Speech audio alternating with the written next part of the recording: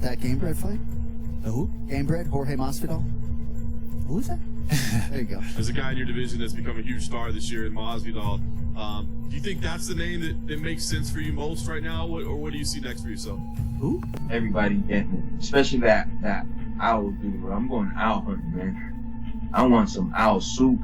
I'm telling this dude, man, he's a little disrespectful with that who shit, bro. You fucking know who, man. And if you don't, when we get in that fucking ring, you'll find out who I am. Gladly love to introduce myself to you in the ring.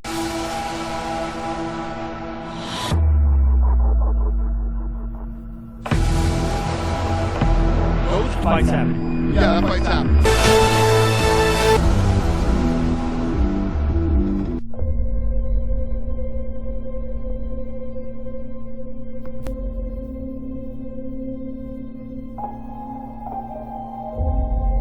What's up, guys? We're back, and this week it's for an amazing card. Got a switch up here very recently with Masvidal versus Usman. That's the original fight a lot of people wanted, so pretty cool there. There's a lot of sick fights in between. Aldo's fighting Volkanovski, Max Holloway, so I'm excited to break this card down. But right before we do that, it has been a little while, but on the last event for UFC Vegas 4, I did say that put down your main card picks. Once again, the winner would get a shout out on my channel. And there was a couple guys that tied for the win here. They both went 4 out of 5, so shout out to them.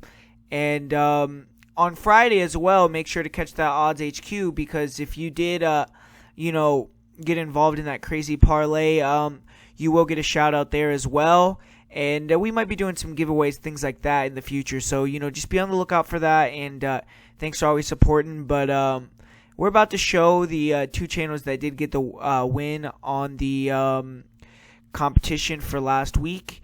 And you see the first person here, Aaron Harkey's. He doesn't have a channel, so I'm not going to pull it up here. But Dustin Poirier, he did pick a TKO, but he got that incorrect. But, Poirier was correct. Perry was correct. Brennan Allen was correct. Maurice Green was correct. Even though he wasn't good on the finishes, he's still getting the correct winners. And, he was one of the few that was able to get 4 of the 5 winners. Both guys did pick Sean Woodson to get the victory, which, makes sense. He was a huge favorite, but they were the only 2 guys that had 4 out of 5 there. So shout out to Aaron Harkey's for 1. And hopefully he's going to be commenting this week, defending his crown. But we'll see. The next guy here that got the win here was MMA Outsider. So shout out to him. He had 4 out of 5 as well. He had Poirier, Perry, Allen, Green, Woodson. So the same exact picks as Aaron, but both of them went 4 out of 5. So did great on the main card. And I'm going to pull up here for you guys. Here is MMA Outsider's channel. He does look like he's a content guy. So I'm going to go ahead and subscribe to his channel as well right now. So you guys could just see right there. Or I don't know, it's not in the picture. But see, you guys see a little bit right here where it says. So I just subbed to his channel as well. So I'll check out some of his content. But it looks like he made a video earlier today. A few videos a few days ago. So he's building up. And shout out to him. He did a good job with the predictions. So maybe he's going to have a good channel. Make sure to go over there and support him. So shout out to MMA Outsider for the victory on this one. We're moving on to Fight Island here. And the first fight of the night, Martin Day, Davey Grant. Interesting fight because both these guys have kind of had long lulls in their career. They kind of wasted a lot of their career away due to injuries, things like that. So one guy's going to, proceed forward. The other guy's going to take a big step backwards. But Martin Day, he's going to be making his second UFC start here. He's still in search of his first win in the UFC. He hasn't fought in about 20 months, and he's 31 years old, so he needs to get it rolling here if he wants to make a run. He is a good rangy striker. He's creative, and he lets it all go in there. He has very good hands, throws some very nice combinations, really nasty jabs, straight punches. He throws peppering shots in combination that kind of stun fighters. Then you'll come in with the harder shots. He'll go to the body very well. Likes to throw straight rights to the body, to left hooks to the head. He'll throw some nasty hooks downstairs as well. He switches stances. Very good movement, pull counters.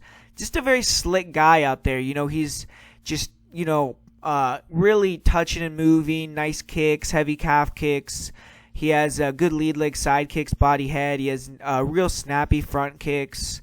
Throw some round kicks, body head with both legs. And throws a lot of spinning attacks, spinning hook kicks, spinning back fists. He'll get creative throwing Superman punches, flying knees, flying elbows. Very dynamic guy, very fun to watch.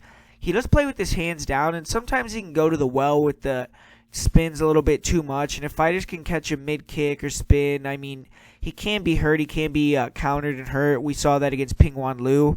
And he has been KO'd once in his career, but he has 4 KOs himself, and definitely is the superior striker in this matchup. Martin Day's grappling, though, is his weak point. He is clearly improving. He has good distance control. He's a fast twitch guy, so he's hard to get inside on anyways.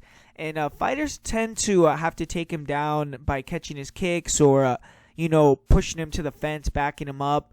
And he's realized that. He's really improved his takedown defense against the cage. He always locks a strong whizzer. He keeps a wide base. He'll limp leg out of single legs.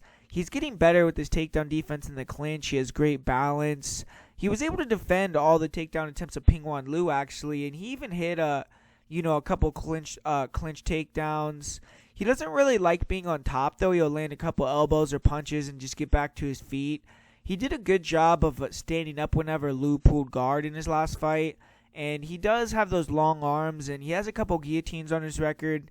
Did attempt a Darce in his last fight, and he showed some good submission defense, stays calm. He survived 2 pretty deep choke attempts, and he's never been submitted in his career. He still isn't the best on the ground. He did give his back after being dropped in the 3rd round against Liu. He lost his fight on the Contender Series kind of via being out-grappled.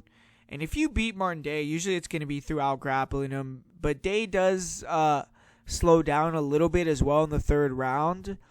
But overall, traditionally, he could definitely bring it. It's just he's not as dynamic, not as creative as the fight goes on. I'm sure he's going to be hungry after a long layoff, after a close decision loss, which I kind of felt he deserved to win. So I'm sure he's going to be ready to go here and be very motivated to get the victory. But he's going to be taking on Davey Grant, who's probably going to be confident. He's coming in here off of a win that he had in November. It was his first win since 2016, so I mean, he's been very inactive throughout his UFC career. He's been in the UFC since 2013 and only has 5 UFC fights. He has been up and down so far in his UFC career, but isn't a bad fighter. He is aggressive. He has a forward pressure striker, likes to come forward with the wide stance, use long punches. He has a nice jab, good one too, and when he gets inside, he likes to throw wide hooks, overhands. He'll sit down, throw with power, along with attacking the body. He has very nice knees when he gets fighters against the fence, and he'll land big knees from the tie plum at the end of combinations. He will close the distance with some nice lead uppercuts.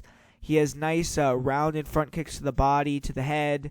He also throws some front leg side kicks. He does hold his hands low. He can be a little bit reckless. He can throw naked kicks, and he got dropped hard by a straight punch against Manny Bermudez, who isn't a great striker, and he isn't a big power guy. He relies on volume. Only has 1 career TKO. He is very tough. You have to put him out to stop him. He's never been finished by strikes. And he's a decent wrestler. He'll use forward pressure, back opponents to the cage, shoot in on singles, doubles. And that's something that Martin Day has struggled with historically. Grant is strong in the clinch, good offense with knees, with dirty boxing. He'll get that single collar, throw uppercuts. And when he actually does get in top position, he will transition to dominant positions pretty quickly. He'll land some big punches, use that to pass, and he'll go to mount. He'll make opponents give their back, score some rear naked chokes. He has 4 career rear naked choke victories. And early in Grant's career, he scored a lot of guillotines as well. But he makes a lot of mistakes in top position. He leaves his arms available to be armbarred. Just doesn't have great top control or submission defense. Even in Grant's last fight, he got a couple takedowns, but struggled to keep position. He was threatened with an armbar with the Kimura. And he's been submitted in all 4 of his career losses. 8 submissions of his own, though, so he's dangerous on the mat. He pushes hard, but definitely slows down in the 3rd round. He is 2-0 in decisions, but never has had a finish after the 2nd round. And he's going to be the veteran here with much more experience, and he needs to kind of use that to grind out a victory. I think this is a close, competitive fight.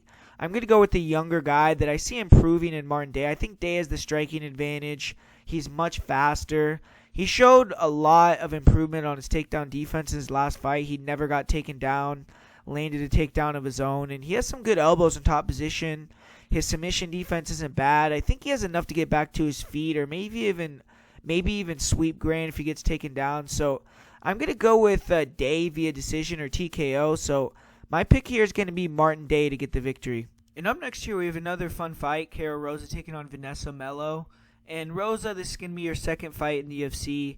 She was able to get a win. It was a split decision in her last fight. She handed an undefeated fighter their first loss.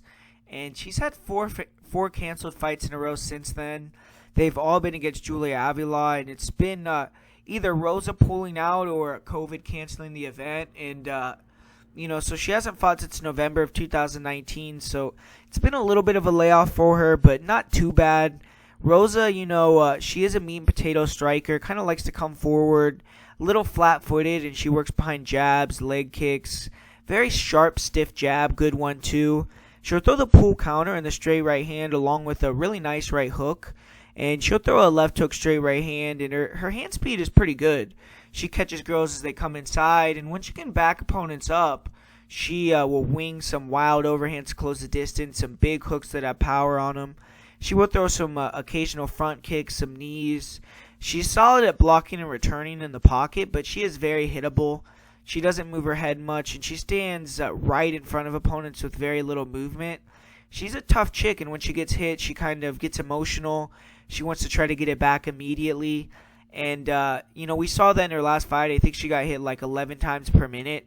But Rosa is going to be the better striker on the outside in this fight. But she has to control the distance. I don't think she hits as hard as Melo, even though that's kind of debatable. She, she maybe does. I mean, that's, like I said, it's debatable. But she has to be able to not only dictate the range, but the pace by kind of stinging Melo as she tries to come in, I feel like. And Rosa does have 4 KOs in 12 fights. She did get a knockdown in her last fight, and she's never been finished by strikes. So definitely has shown good durability throughout her career. And she's a good grappler. She likes to mix it up, and she usually looks for single legs or clinch takedowns against the cage. She is a black belt in jiu-jitsu, which, I didn't know that until I just looked it up recently. But she has a good double leg as well, and she's good at taking mount. She'll get to mount, finish fights from there with either submissions or with ground and pound. And she does have 2 submission victories, but she can let opponents kind of use her momentum against her in the clinch, throw her, just kind of off balance her and get her down. And she is good at scrambling back to her feet. She'll belly down, grab a single leg, and then take top position. But when she fought Larissa Pacheco, she did kind of get grinded out, ground and pounded in that fight. And I've seen her, Kimura and swept with the Kimura and finished it with the Kimura while she was in top position before. So, her submission defense has been a bit questionable in the past, but, she has been submitted 2 times. She has 2 submissions of her own.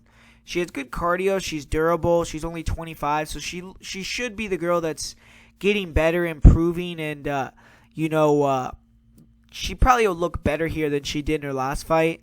And Vanessa Melo, she hasn't had much success in the octagon. She's 0-2. I don't even know if she's been able to win a round in there. And she's fought 2 fairly good fighters, but hasn't really shown a good skill set. She's very basic. Her footwork is just not good. She's very flat-footed, very slow, just tries to inch her way into boxing range. She tends to do a lot of waiting right in front of opponents so she can counter. She will throw some inside leg kicks, but she's almost exclusively a puncher. She has a decent jab, lead left hook. She likes to, slip the jab, come over the top with the overhand right or a right hook.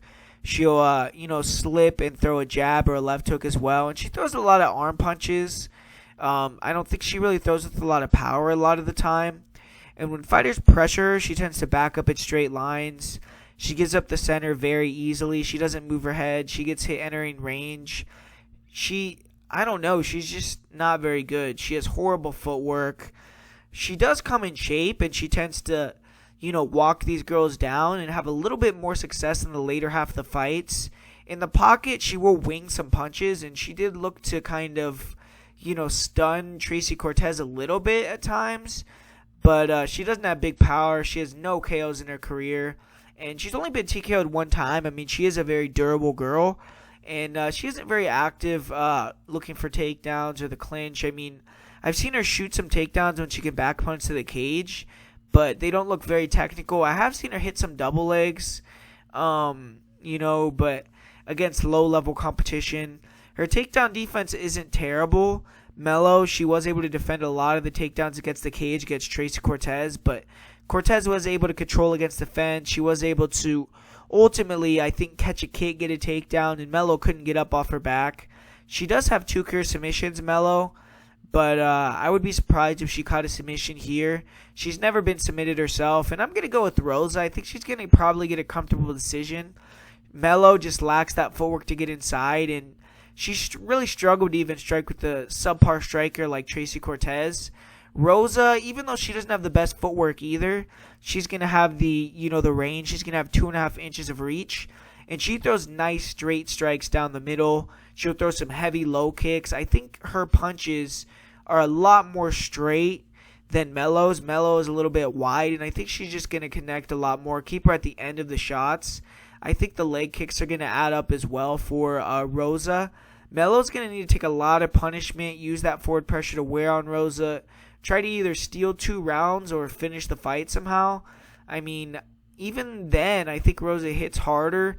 I don't know. Like I was saying earlier, I said Melo hit it harder, but that's kind of a wash. I mean, they both aren't the hardest hitters, so it's just, I don't think that Melo is going to knock her out. I think that Rosa is just faster, more technical, and Rosa's a dog. I mean, she's not just going to back off.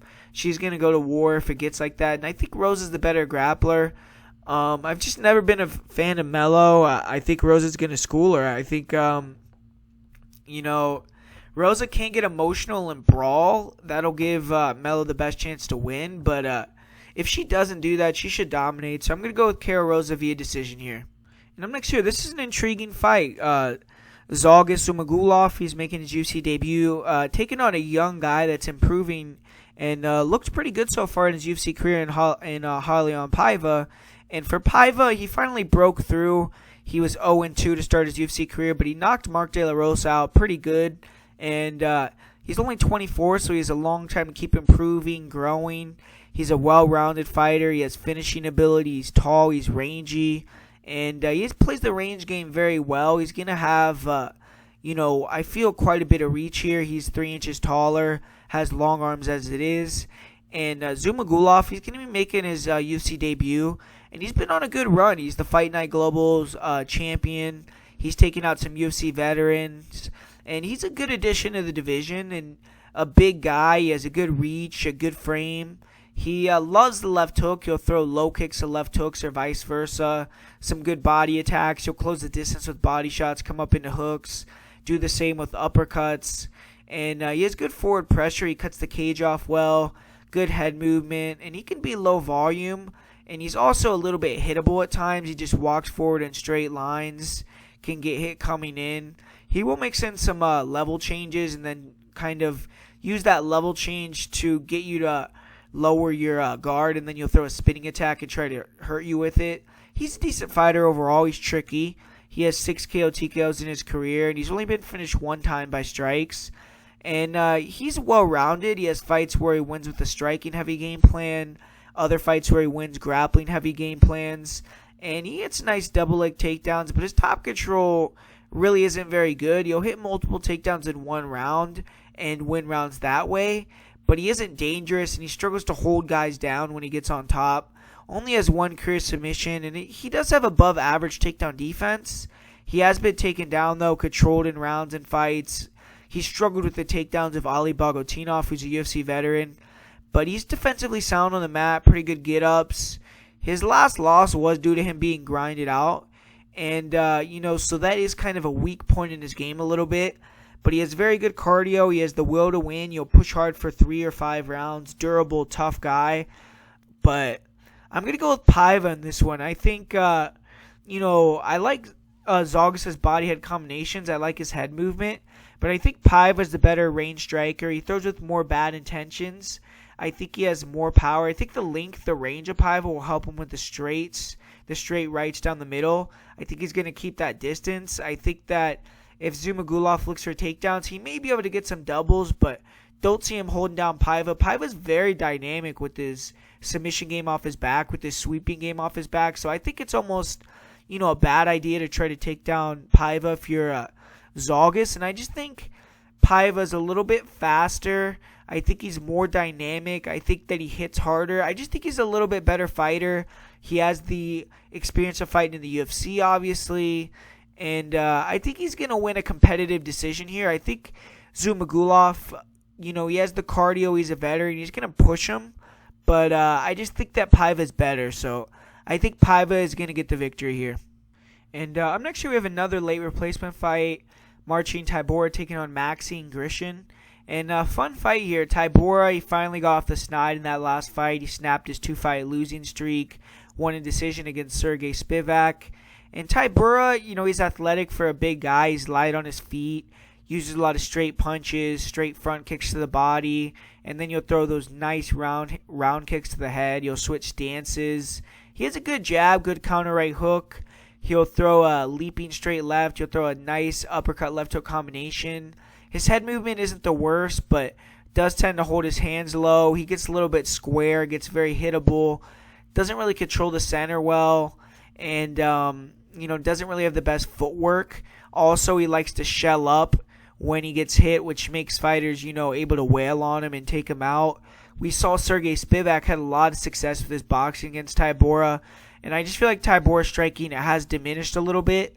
But he has been KO'd 4 times in his career. His chin isn't necessarily what it once was, but I still think his chin isn't totally gone.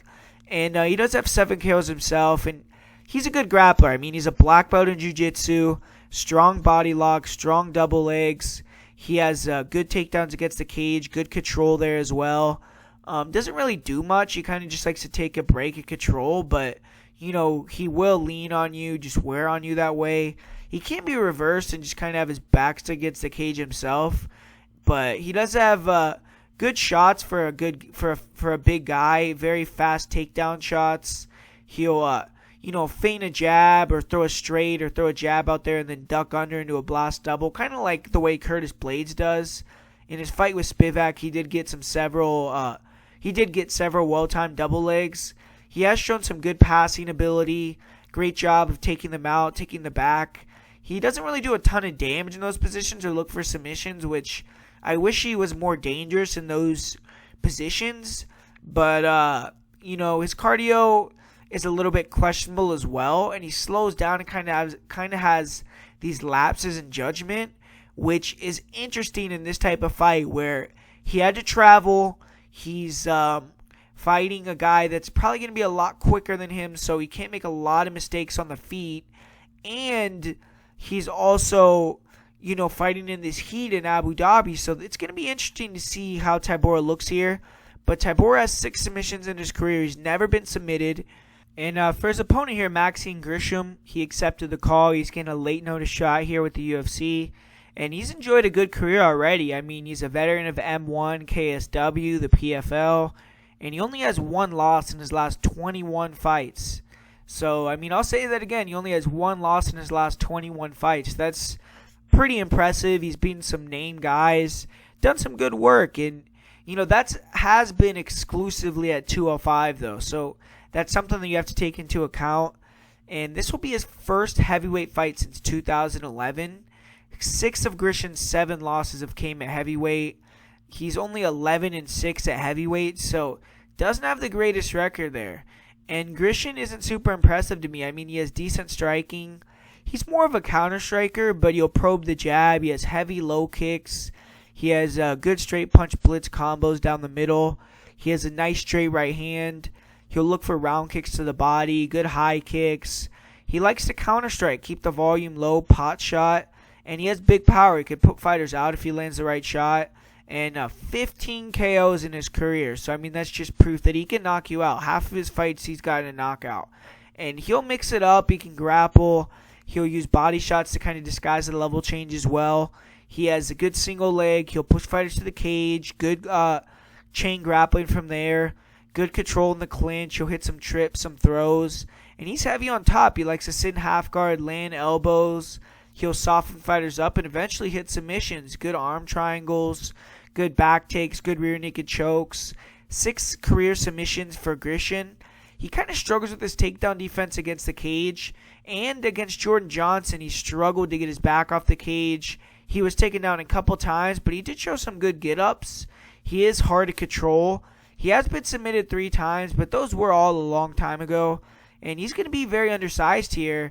He is a big light heavyweight, but he's not going to be anywhere near the size of a guy like Marcin Tybura.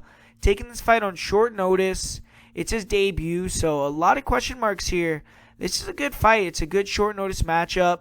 Grishin is going to have the advantage on the feet. He's probably going to have a big speed advantage. I think Tybura is going to be looking for the takedowns, looking to clinch against the cage, use his size to win. He isn't completely overmatched on the feet, but I just think Grishin is better. And I think if they strike, I think Grishin will probably eventually land a shot that kind of hurts Tybura. Or if he can't hurt him because that power doesn't translate, then maybe he'll just be able to kind of outstrike him, outmaneuver him, and, outpoint fight him to a decision. But I'm kind of leaning towards Tybura, man. I mean, I think Tybura should shoot a lot of takedowns in this fight, should try to work a lot of grappling, try to take that Jordan Johnson game plan. And he's a bigger guy, so I think that, he might get tired with the game plan as well. But he's the guy that's the natural heavyweight. He's the bigger guy in there. He's the guy that's used to carrying that weight when he fights. And I think Grishin, if they really grapple heavy, they might both be very tired. And Tybura will maybe just be able to control the action with his size and kind of eliminate that speed factor for Grishin once he gets tired, make the striking a little bit more competitive, and just steal rounds through that. I mean, he's a black belt on the ground, so I'm going to go with Tybura. I think he's going to get the win here either via submission or decision. So I'm going to pick Marcin Tybura here. And up next we have another really awesome fight. I really like this fight. Leonardo Santos taking on Roman Bogatov. Leonardo Santos, he's finally back in. He had another year-long layoff, which I don't like seeing. And his UFC career has been kind of sad, man. I mean, he's been nothing short of amazing when he can enter the cage, but just hasn't been able to as often as he wants. He's been in the UFC 7 years, only has 7 fights. He's unbeaten. He's taken out some of the top fighters in the division. He just never got that push or that fanfare due to his inactivity. He's now 40 years old, and it may be too late for him to make a title run, but he's fighting a newcomer here, which to me is a bit disrespectful. He definitely didn't look old in his last fight. He had a resounding one-punch knockout. His striking has come a long way. He has 2 knockouts in his last 3 fights. He's long, he's rangy, good distance control, very nice low leg kicks inside and outside, very nice jab, very sharp 1-2. He'll throw a nasty left hook, straight right hand combination. Really nice counter left uppercut. He'll throw a left uppercut, right hook combo. His lateral movement is very good. He's very good at keeping fighters at the end of his punches. He has a good overhand right. Good at using his left hook to angle back to the center of the cage, not allowing his opponents to back him up. Very good pull counters. He was able to land a straight right pull counter on Stevie Ray that put him out cold. One shot. Very nice round kicks, front kicks to the body. He'll throw some nice counter knees to the body, heavy head kicks. He is good at mixing in head kicks mid-combination. His defense is not the best. He doesn't move his head well. Opponents seem to be able to tag him with straight punches if they can get inside of his reach. He tends to kind of throw one at a time instead of combinations. So opponents who throw more than one can sometimes land some counter combos on him. He's heavy on that lead leg, so he can get that leg chewed up at times. But when he starts to get hit, he will get gun shy. He'll shoot bad takedowns. He'll pull guard. He'll start to allow opponents to walk him down. And going backwards for a lot of the fight can gas Santos out. And he kind of has had poor third rounds in the past. But he's very dangerous in the first round. I mean, if he catches you in the first round, he can knock you out. We saw that against Stevie Ray, Kevin Lee. He's a hard fighter to look good against, even on the feet. He's good. He's long enough to kind of land some counters that get his opponent's attention. Has a really good blast double leg. And fighters just don't want to commit because of the fear of being taken down. And it can make for low-volume fights.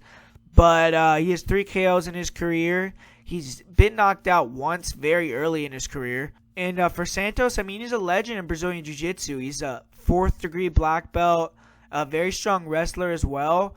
And maybe isn't the best offensive wrestler, but he's extremely hard to take down. He hasn't been taken down since his UFC debut. He can be held against the cage and kind of can allow himself to lose rounds that way. We saw that when he fought Norman Park. But he's very hard to take down. And he showed some great timing on double legs, good clinch takedowns, super fast with his back takes and the scrambles, even from standing. And if he can get on top, obviously you're in trouble. He has fantastic arm triangles, good rear naked chokes. Even off his back, he's very good. I mean, we haven't been able to see much of it because of his UFC career, or in his UFC career, because guys just don't want to take him down. But he has an excellent butterfly guard, very good submission, sweeps off his back. And overall, he has 9 submissions in his 17 wins. And his opponent, Roman Bogatov, he is undefeated. He's 10-0. And he's getting a big opportunity here. He's fighting a borderline top 15 opponent. He is credentialed. He's the M1 champion currently. He defended the belt 2 times. And he's fought some decent competition, but Santos is definitely a sizable step up. Watching Bogatov's style, he kind of reminds me of Bartosz Fabinski. He's better on the feet than Bartosz, but not by a lot. He has a pressure style. He likes to control the center. He has his hands down, uses a lot of fakes, feints, head movement, switches stances, but just isn't very dangerous. He likes to use his lead hand, usually, to throw a lot of jabs, left hooks. He'll feint level changes and then throw straight right hands. He likes to blitz forward with 1-2s. He'll also fake level changes and then come up into spinning attacks, spinning elbows, spinning back fists. He'll throw some flying knees, some Superman punches. And he just kind of is getting wild to close the distance. And, when he's on the back foot, his defense is not good. He's very uncomfortable. He's stiff. Fighters who can stuff Bogatov's takedowns are likely going to beat him. But he's still undefeated. No one has been able to solve the puzzle yet.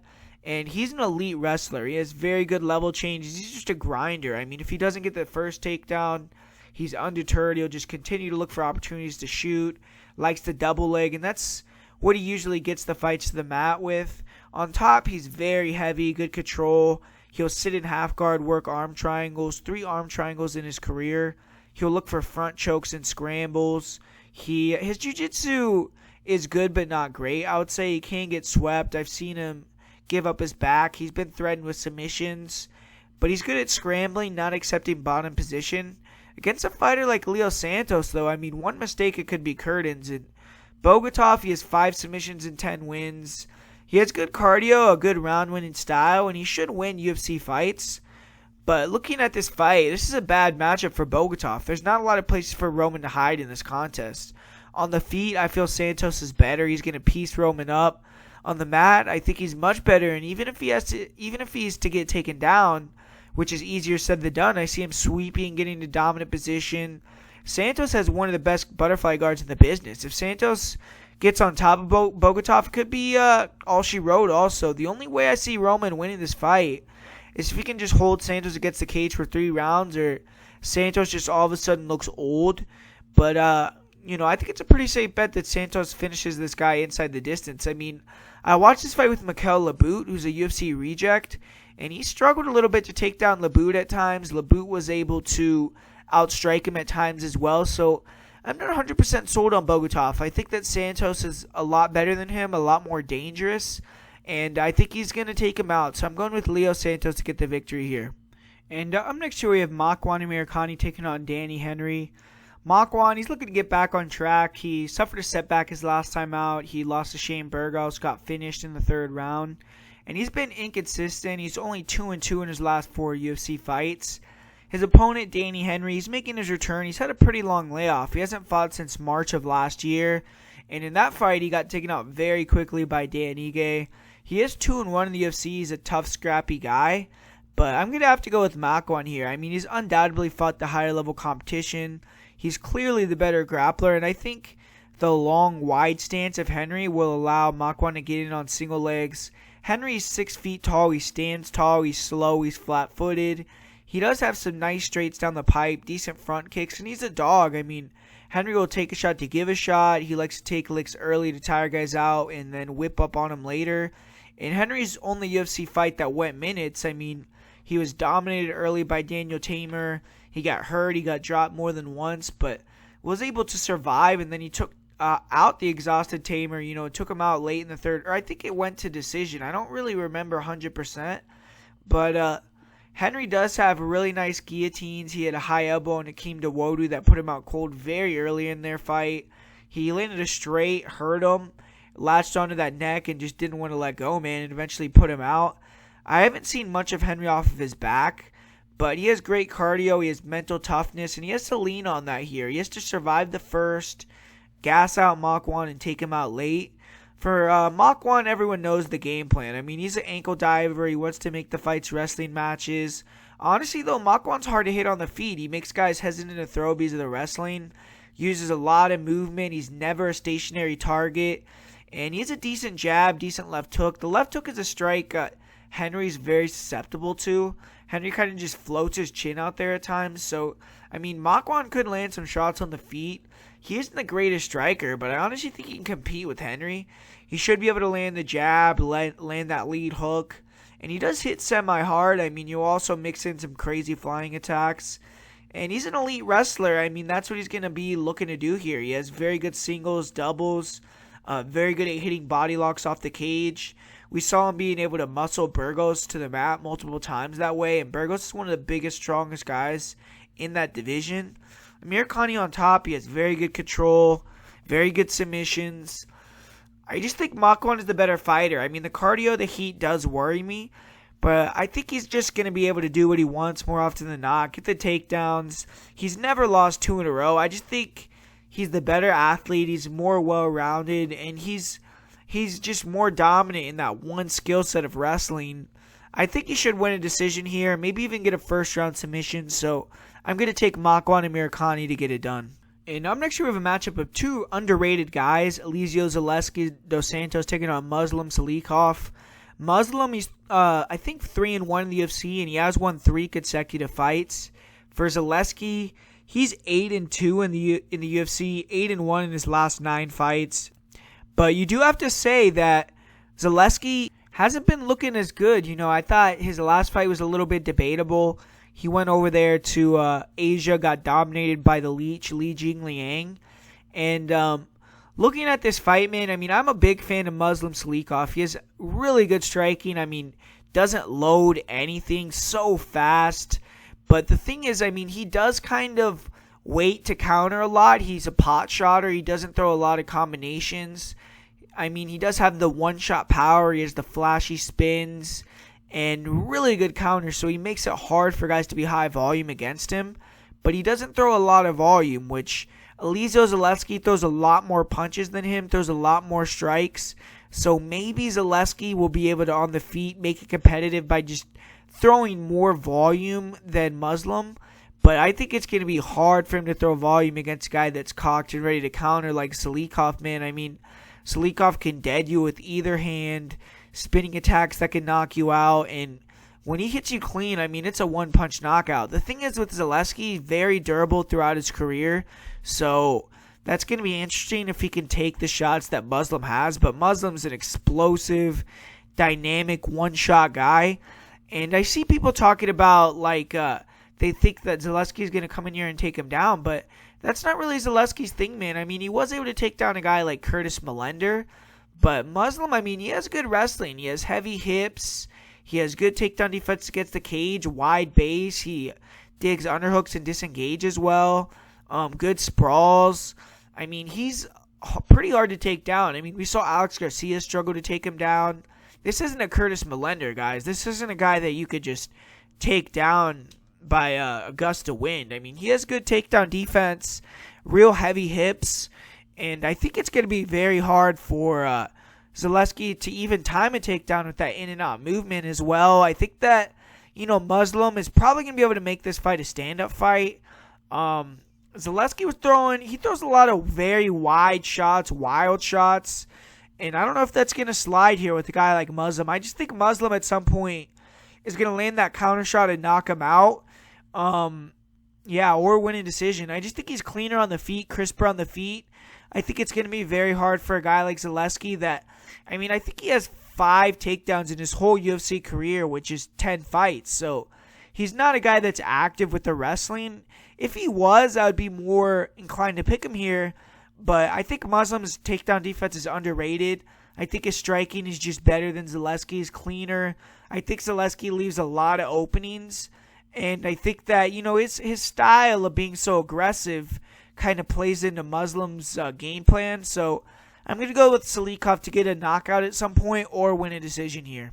Next here we have a really fun fight. Volkan Oezdemir, he's going to be welcoming Jiri Prochazka to the UFC. And he's on his way to a second UFC title shot. I mean, he's won back-to-back fights against good fighters. Looking to make it 3 in a row here. Big, powerful kickboxer, good jab. He'll double, triple up on that jab. He uses it to the body. Mix in some lead left hooks and really crazy power in his short hooks. I mean, we've seen that time and time again in his UFC career. He'll throw a lead right, overhand right as well that's very heavy. Really nice leg kicks, real good body kicks. He'll throw even head kicks occasionally. And he was able to land a really nice, beautiful step-in knees against Ilir Latifi. Those aren't going to be available against a taller guy like Jiri Prochazka. But we saw in his last fight against a taller guy, Volkan really, attacked the body, and he also invested into the leg kicks. So I think he's going to be looking to do that again here, go low and then, break him down and then go high. Volkan, I mean, he has one of the best chins I've seen, man. I mean, he takes some huge shots, and he's shown ability to fire back when he's getting lit up or even when he's hurt. He'll stick in the pocket with his high guard and just try to block as much as he can, defend the onslaught and then throw some shots of his own. But, that can, eventually put him in trouble, especially against a guy like Jiri that has a lot of these knockouts during his career. But like I said, I mean, Volkan, he's one of the most durable guys in the UFC. And he has 5 KOs in under a minute, 11 overall. They're all in the first round. So if he gets you out of there, it's going to be in the first round for Volkan. And the only time he's been finished was via ground and pound against Dan Cormier. And as far as grappling goes for Volkan, he's improved it a lot. I mean, he showed good double legs, good body locks. In top position, he has really good ground and pound. And his takedown defense has gotten way better. I mean, he has very heavy hips. He's able to defend the takedowns pretty easily. He's very physically strong. Good job of framing, throwing short punches and elbows in the clinch. And hanging around with Volkan in the clinch is just a scary proposition because you'll throw those short hooks, those uppercuts, and he'll put you out. I mean, we saw that against Jimmy Manuwa. And off of his back, Oezdemir isn't very good, but I don't think he's going to have to worry about that here. I mean, I think he's going to be a significantly better wrestler in this fight. Oezdemir looks like he's improved his cardio. He's fixed that in his game as well. He's improving fight in, fight out, looking better and better. And for his opponent, Jiri Prochazka, I mean, he's terrorized organizations for years. He's destroyed almost all of his opponents. He has 23 knockouts, and 26 of his 30 fights have finished in the first round. So, I mean, that's pretty crazy. He's big for the weight class. He's very athletic, one-shot power, and he uses a lot of movement. He switches stances, very herky-jerky. He'll throw, with fight-ending intentions with both hands. And he has a good lead hand. He'll throw a lot of jabs, a lot of flurries, a lot of lead hooks. He'll use a lot of feints, fakes, ducks, dips. He kind of tries to freeze guys. Then he'll shoot the straight down the middle. He'll follow that up with big hooks. He'll use jabs to get the range and then bomb that straight or hook. He'll switch stances after the jab and then land that switch stance straight down the middle. He'll throw some winking overhands and then come back into back fist. Good uppercut. He doesn't really kick that often, but he will throw some nice high kicks, front kicks up the middle. Really nasty flying knees. And when he gets confident, he goes forward. He's moving in and out. He's very dangerous. I mean, he's hard to time. But he leaves a lot to be desired defensively. He comes forward with his hands down. He leaves his chin exposed. He does have a good chin, but he's very hittable. And he gets his head snapped back a lot in fights. He got knocked out cold by King Mo. And he has been KO'd twice in his career. 23 knockouts for Jiri, which is pretty insane. He's not a great grappler, though. He isn't an offensive wrestler. Doesn't have the best takedown defense. He is dangerous with the flying knees and counters when fighters try to get in on his legs. But when they do get in, he's usually getting taken down. He isn't bad off his back. He will fish for guillotines. He'll throw up some triangles. But doesn't look very high level. His guard can get past pretty easily. We saw King Mo posture up, land some big elbows that cut Jiri open in their first fight. Brandon Halsey was able to take his back, almost submitted him. And Jiri, he makes mistakes. I mean, we saw in the Halsey fight, he was using head movement to avoid punches when Halsey was on his back, which is just stupid. Left his neck out, got almost choked out. He does have okay get-ups. I mean, he's explosive. You wait for the right time and just explode back to his feet. And when he can get on top, he's super dangerous. I mean, he'll rain down shots, finish the fight. He likes to finish with strikes more than submissions. He only has 2 submission wins. He has been submitted 1 time. And he's a guy that, pushes the pace, great cardio. Even though he gets a lot of his fights out early, he does that because he'll just push a high pace. The guys will beat up on him a little bit, but he survives, and then he gets the finish after. But I have to go with Volkan here. I just think on the feet, his defense, his pressure is good enough to walk down Jiri, work the low kicks, the hooks, the inside fighting. Volkan will probably have an advantage, in the grappling as well. And I just think he's going to KO him early, though. I think that for Jiri, I think his defensive deficiencies are going to let him down. I think Volkan is just going to land a big shot when Jiri is leaving his hands low, coming inside and knock him out. So I think Volkan will get the win inside the distance here. And up next here, I'm not going to spend a ton on this one. It's Paige VanZant taking on Amanda Ribas. And, Amanda, she's a huge favorite. I mean, I can't bet on Amanda at that line. That's insane. I mean, Paige, everyone knows kind of what's going on. This is her last fight on her contract. She's been having a big dispute with the UFC in terms of money, in terms of pay. It looks like she's probably going to be going over to Bellator. And they're giving her a really hard matchup to try to, give her a loss on the way out, lower her leverage. But Paige, she's a tough chick, and she is scrappy. She's tenacious. Her wrestling is decent. I mean, there's not like a lot of great things to say about Paige in terms of her skill set, and I think everyone knows Amanda outclasses her probably on the feet, probably is a lot better on the mat, better wrestling, and she's just probably the better athlete overall. She's going to be the bigger girl in there, and I just think that I think she should definitely get the victory here. This is going to be at 125, which, I don't think Ribas has fought at 125 in a while. She's been fighting at 115, so that is a little bit of a difference, but I just think that, everyone knows Amanda is probably going to be able to get the victory here. I think that some people think she's going to run through Paige, get like a dominant finish, something like that. I don't know about that. I think that, Paige is going to be tough, but I think Ribas is going to wear her down, maybe get a late finish. I just think Ribas is better on the feet. She's better on the ground. Better cardio. I don't see a lot of ways that Paige is going to get the victory here. But, stranger things have happened, but I'm going to obviously go with Amanda Ribas to get the victory, and not a lot of interest in that fight, Up next here, we got a real interesting fight. We got Jessica Andrade taking on Rose Namajunas, and, this is a rematch, obviously. Jessica Andrade, she is coming off that knockout loss to Wee Lee, whereas Rose hasn't fought since that fight, so a lot of people, put a lot of weight into, the mindset of Rose. Obviously, she was talking about retiring after that fight and talking about how she could have been injured very badly. She got slammed on her neck, and now she's fighting the same opponent. So, you have to have some questions in terms of where her mind is at, if she's going to be 100% mentally going into the cage. But when you look at the first fight, I mean, early on, Rose was clearly dominating her with the hands. I mean, she had way better boxing, way better footwork. She was able to just land those straight punches, look very clean, and just keep Jessica on the end of her shots. She dropped Jessica. She rocked her at a time. And, she was just able to look very nice, very clean, very fluid, using a lot of movement. But we did see Jessica started, investing into the body, investing into the low kicks. And even in the first round, she was able to, close that distance, get Rose against the cage and hit a lift. But Rose obviously was able to defend the first lift before she got knocked out on the second one. This fight I think is interesting because obviously Andrade is going to have to early on survive that storm again. Rose is the much more technical girl. She's way better on the feet if you're talking about just skill set. But Jessica Andrade is a tank. She's a durable chick. She has the size.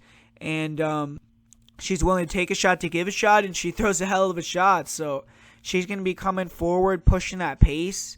She definitely has the cardio advantage. I mean, we've seen Rose fade in multiple fights in the past, and, you know, Andrade needs to attack that leg kick from the start. She needs to attack the body, and she needs to try to grapple heavy, you know, land a slam, get on top, pound out Rose, control on top, or, you know, just try to take away that distance that Rose wants, because that distance, Rose is going to be piecing her up. She's going to be sticking and moving. And in this fight, I mean, I think that Rose is going to be at a liberty to kind of lower the output and just, you know, make it a more of a fight where she can win a decision, because now she doesn't have to go 5 full rounds. She only has to go 3 rounds. So she can maybe feel better in her cardio that she could just kind of stick and move for 3 rounds. I think in that first fight, she really was trying to get a finish early on, got very tired, and then Jessica started kind of putting it on her. But, man, I mean, this is an interesting fight for me to call. I want to see during the week how Rose is doing, how she's acting, because I think Rose should get the win here. She's the better striker.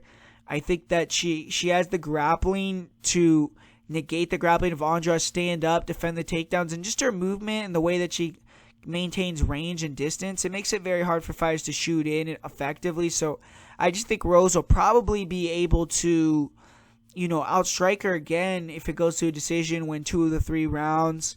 I think Rose is just a lot more technical, but Andrade is always live, man. I mean, Andrade could always get a knockout victory, get a finish, even win a decision. But, you know, I'm going to pick Rose, but I think that line is off. I mean, I don't know how you could have Rose minus 210. She just lost the fight against Jessica. She just lost her last fight. So to have it minus 210, I mean, I don't know. I think you have to be a little bit crazy to bet on that. I mean, I think plus 170 for Andrade is the much better price. I think this should be closer to a pick'em.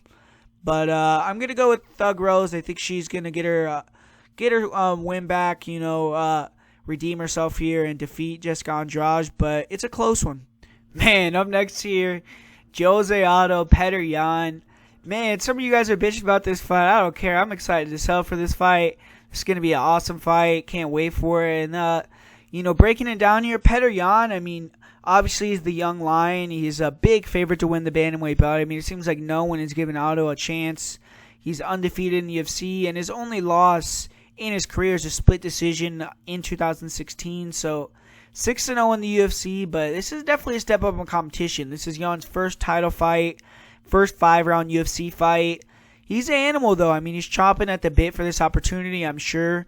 On the feet, he's an elite pressure fighter, very polished boxing. He walks opponents down, and he tries to break them. I mean, he stays very tight, defensively sound, switches stances seamlessly. Great job cutting off the cage, not chasing, and just taking his opponent's opportunities to strike, or taking his opportunities to strike when fighters' backs are against the cage. He sets his boxing combinations up very well. Great fakes, great feints. He'll change up the speed of his punches. He'll go high-low. He has a very nice jab. He'll shoot the jab, body, head. He likes to throw the jab to the body and then come over the top with the overhand. He has a nasty straight down the middle. He'll follow that with the fadeaway or overhand. He likes to throw the straight right hand followed by the fadeaway overhand left. He'll throw some hard 1-2s down the pipe. He'll switch stances, throw quick straight lefts, and has great uppercuts in close. His left hand is deadly, man. I mean, huge power with it, very accurate. A nasty left hook, nasty overhand left. He does a very good job of switching stances mid-combination and catching fighters with that left hand. I mean, we saw him drop Jimmy Rivera that way. Very good at slipping and returning with punches. Good head movement.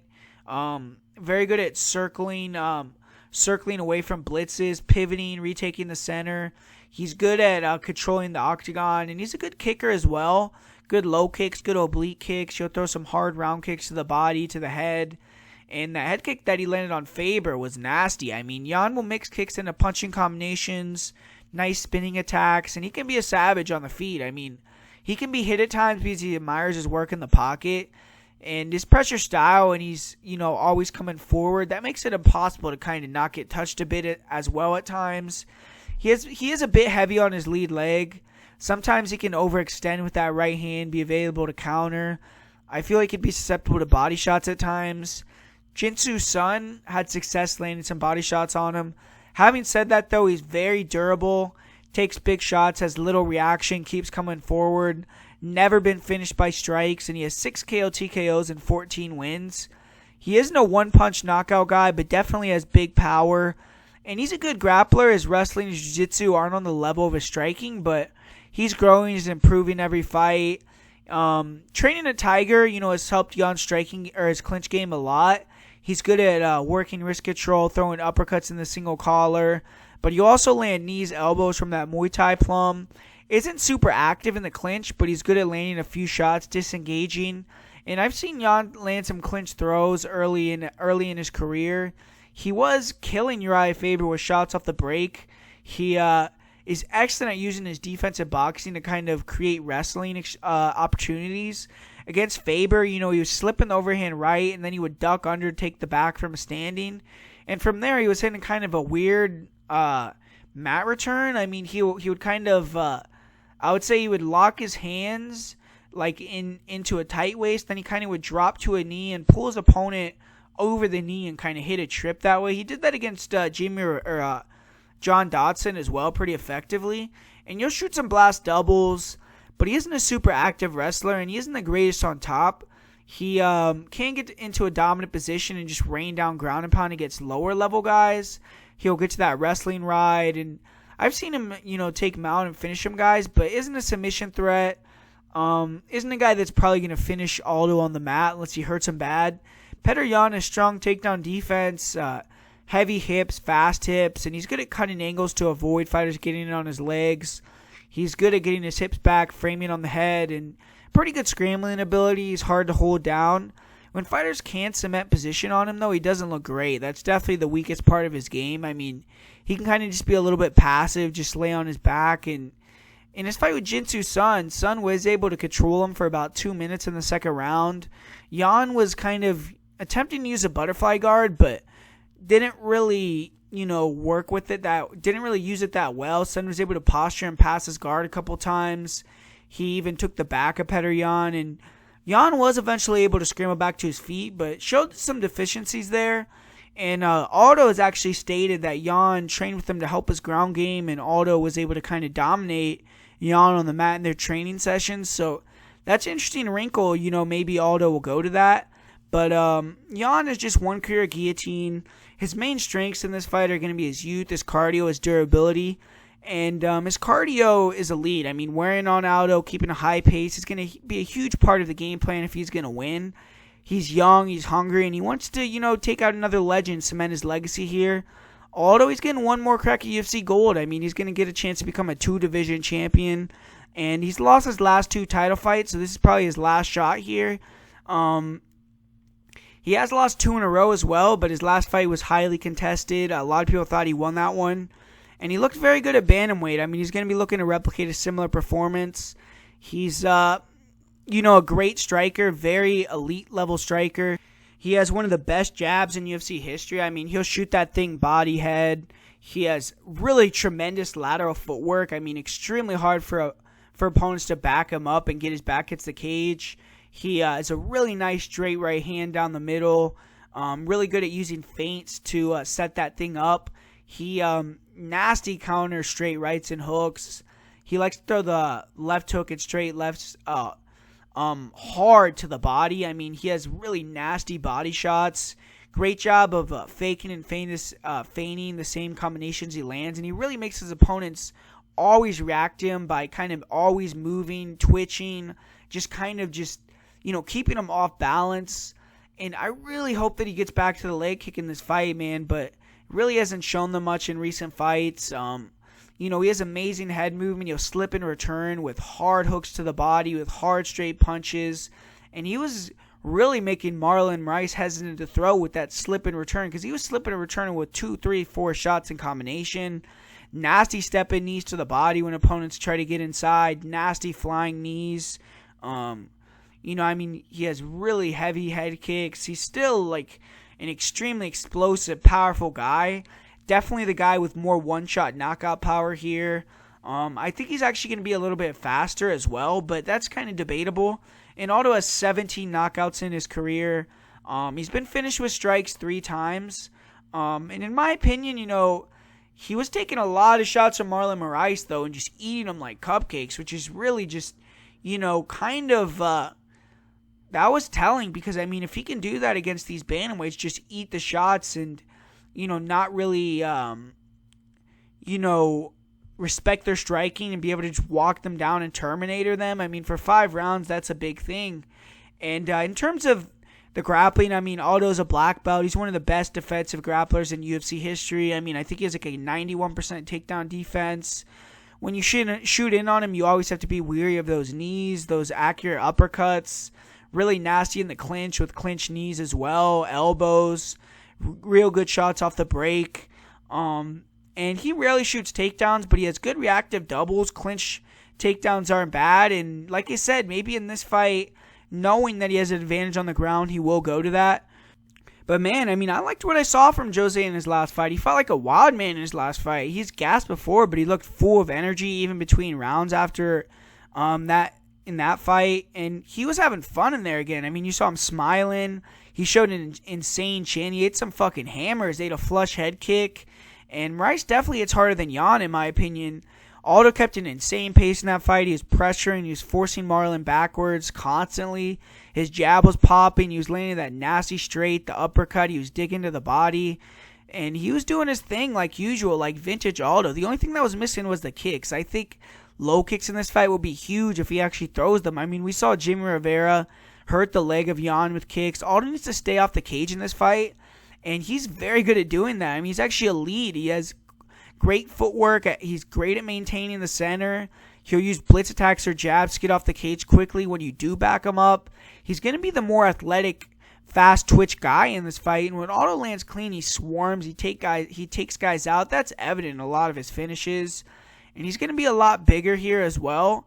It's going to be interesting who goes forward in this fight. Jan never takes a backward step, but Aldo completely dominated the center of the fight in his last fight. And Aldo is just so willing to... He was just so willing to sit in the pocket and trade and brawl with Marlon and just stayed in his face. He was getting his head off center line, returning with really fast combinations.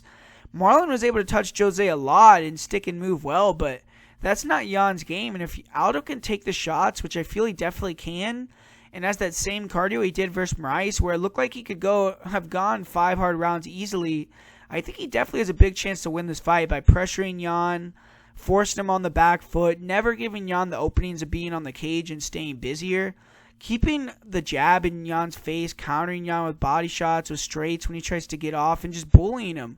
I don't think Jan is going to be able to just steamroll and knock out Aldo like people think. Aldo, like I said, he was able to eat the shots of Marlon Moraes like cupcakes, and I just don't think Jan has that same power. Both guys can be wide coming in, and a clean counter can hurt anyone. I don't think Aldo will wrestle like people say. It's probably going to be a stand-up fight. I think Aldo hits harder. I think he's bigger. He's faster. He's more fast twitch. He's more athletic.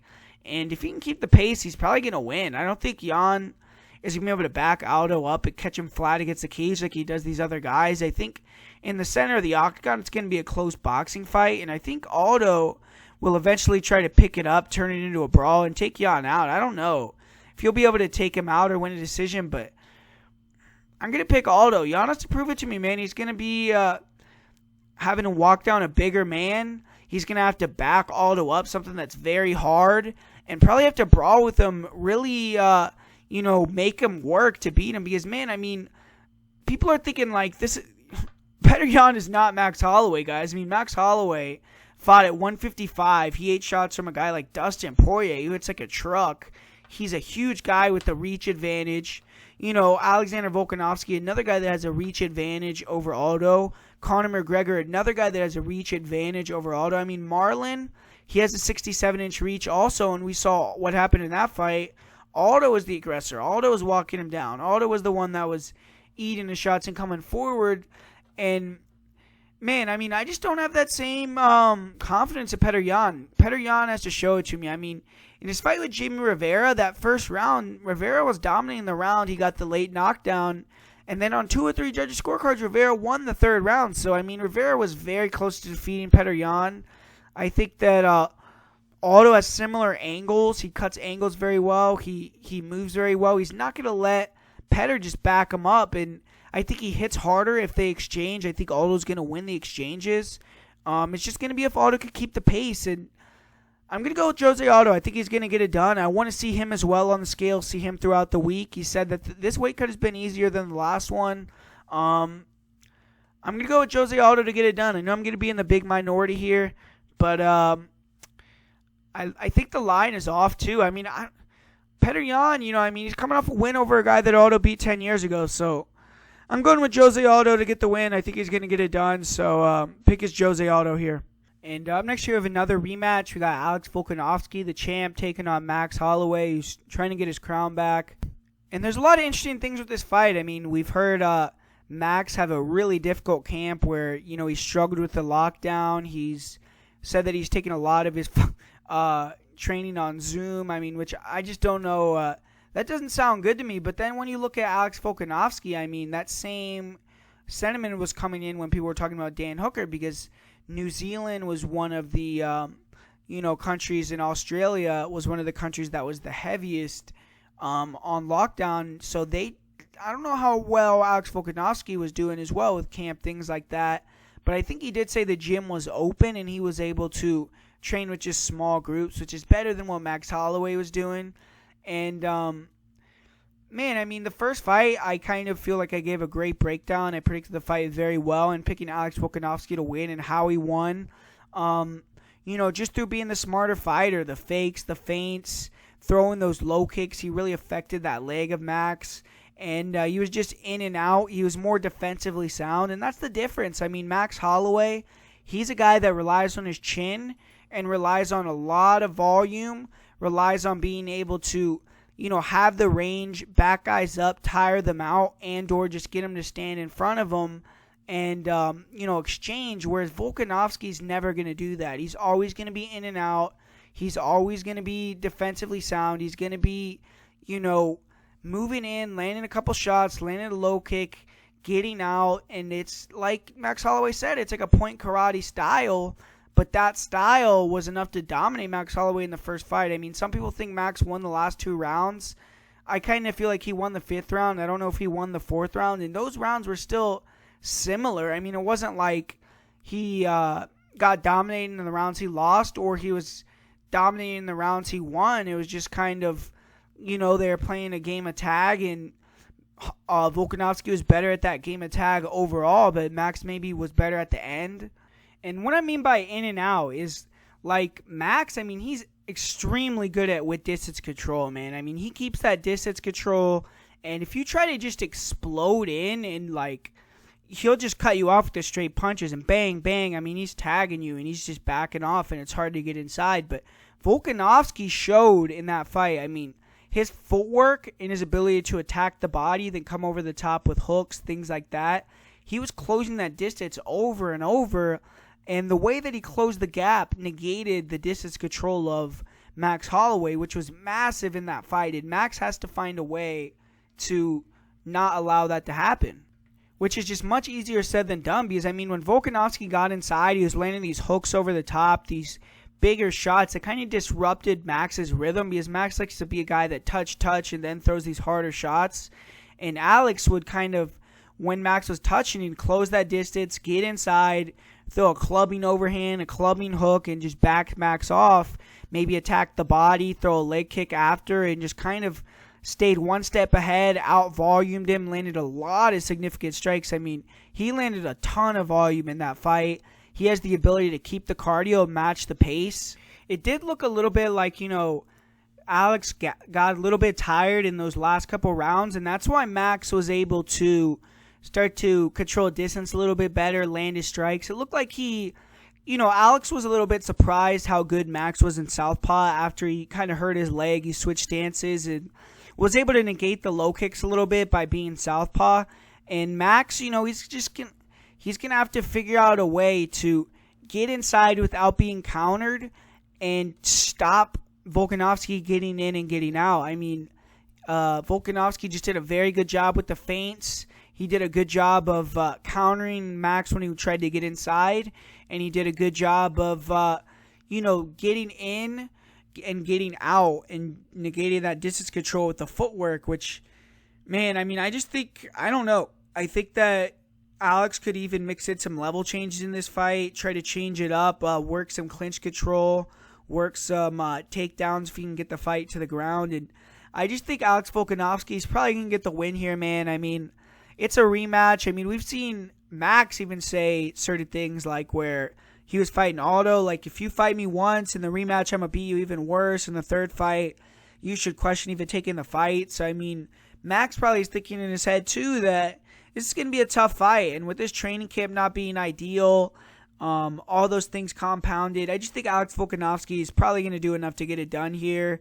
I don't think he's going to finish Max. I mean, he's not a finisher. He's not a guy that puts himself that many risks to get, finished himself. So he's just kind of like a decisionator. He's an economical decision guy, and that's something that's safe to bet on, something kind of like the main eventer like Kamaru Usman. And I think Alex Volkanovski is just going to be able to get it done here. So I got to go with Alex Volkanovski. Oh, shit. Yeah, baby. We got the main event. Jorge Masvidal versus Kamaru Usman. Or Kamaru Usman versus Jorge Masvidal. Excuse me. I mean, man, who thought this happened, right? I mean, basically, Masvidal priced himself out according to the UFC. They gave the fight to Gil Burns. Gil Burns gets COVID, and it's perfect storm for George. I mean, George probably got exactly what he wanted, or pretty fucking close to it, and got to flex his muscle in terms of the BMF thing even more, because he's stepping up on 6 days' notice, taking on the champ Kamaru Usman, and you got to give him some credit here, man. I mean, he's flying to Abu Dhabi, he's taking this fight, and this is opportunity. I mean, he's been in the game for 15 years. He's had over almost 50 fights, and finally getting the crack at the UFC belt. I mean, this is what he's been working for his whole career, what he's been working for since he's come back with this, new resurgence in his career with, the baptism gimmick and all that. And he's going to be taking on a guy that he doesn't like either. And Kamaru Usman, these guys have a lot of beef. They don't really like each other. And it's an awesome fight. I mean, I think this is a fight that fans are probably going to be more excited for than the Burns and the Usman fight. And, when you look at this fight, I mean, it's pretty self-explanatory, right? I mean, Jorge Masvidal, I listened to an interview of his, and obviously, like I said, he's taking this fight on short notice, so he was saying that he's not in fighting shape, but he is in shape, so that kind of worries me already. I mean, he said that he's not in the same shape he was when he fought Darren Till or Ben Askren, so I don't think he's going to be coming in there exactly 100% like he usually is. But, for Kamaru Usman, there's been a lot of distractions for Usman as well in terms of he's had to switch camps for this fight. He's training with Trevor Whitman. He was going to fight a totally different guy in Gilbert Burns, who's a black belt world champion on the mat. And, he left his camp because Burns obviously fights at that same camp. He's obviously having to travel to Abu Dhabi. This is a short notice fight with Masvidal. It's going to be very, very hot in there. Maybe that'll help Masvidal tire out Usman easier if he could deny some takedown attempts. It's kind of maybe giving, Masvidal the best storm to go in there and get the victory, get a knockout. But when you look at this fight just on paper, man, I mean, it's hard to pick Jorge Masvidal. I mean, Usman is going to be a monster in there. He's a huge guy. He's going to have a 4.5-inch reach advantage in the fight. He's not like Ben Askren where he's just only a pure wrestler. He's going to be in there just like diving for ankles for dear life. I think that, he's obviously not going to strike with Masvidal, or that's what Masvidal kind of has to make him do. I mean, Masvidal has to get in his head during fight week. He has to really try to get him to strike like he did in his last fight, and that's going to be his chance to get the knockout. I mean, obviously if it stays on the feet, Masvidal has better boxing. He's sharper and, probably hits harder. He's not as clunky as Usman, who's a little bit stiff, and, he's going to have a chance to get a knockout if it stays standing, obviously, but I mean, I think Usman, if he wants to take down Jorge Masvidal, he's probably going to be able to take him down, man. And if he wants to hold him down, he's going to be able to hold him down. And I don't know what George is going to be able to do about it. I mean, I just think Usman is the clearly superior wrestler. I think that once he gets in on George, even if they get in the clinch or something like that, I think he's going to be much, much stronger than him. The thing about Usman on top, I mean, he has some decent ground and pound, but hasn't really, it doesn't look like he's trained much jiu-jitsu throughout his career. He doesn't have very good submissions. He doesn't pass guard very well. He kind of just lay and prey on you.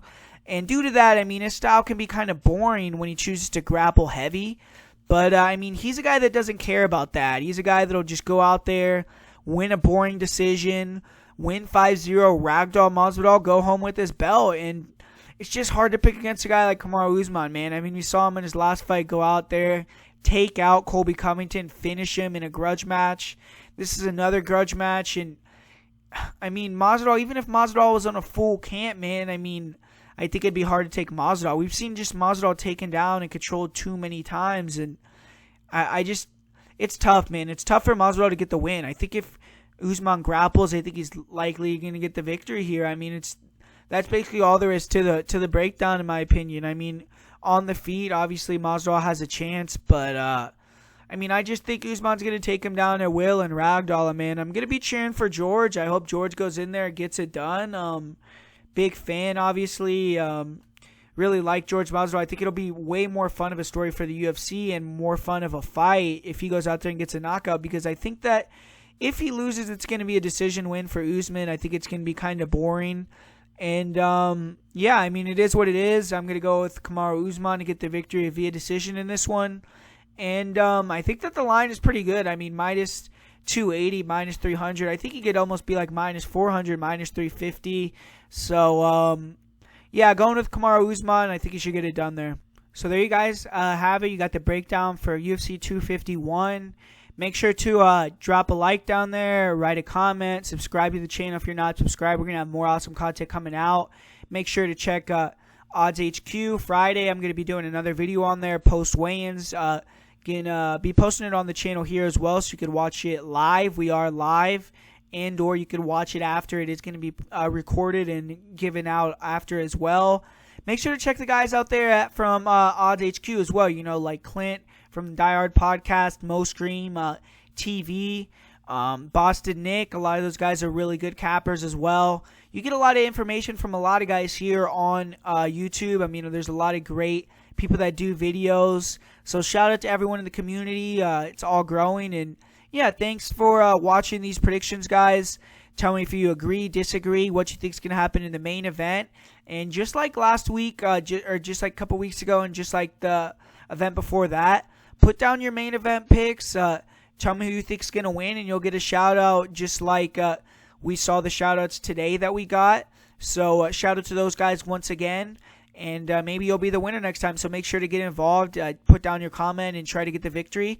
And thanks for watching, guys. And I'm going to be putting out this video for the next UFC Fight Island card, which is coming up, midweek next week. Probably Wednesday or Thursday. So I'm going to try to get it out for you guys maybe a week ahead, 6 days ahead. So be on the lookout for that one. But, yep, once again, guys, make sure to be locked into the channel for the content coming in throughout the week, and make sure to tell a friend about this breakdown. And thanks for watching, guys, and thanks for staying plugged in.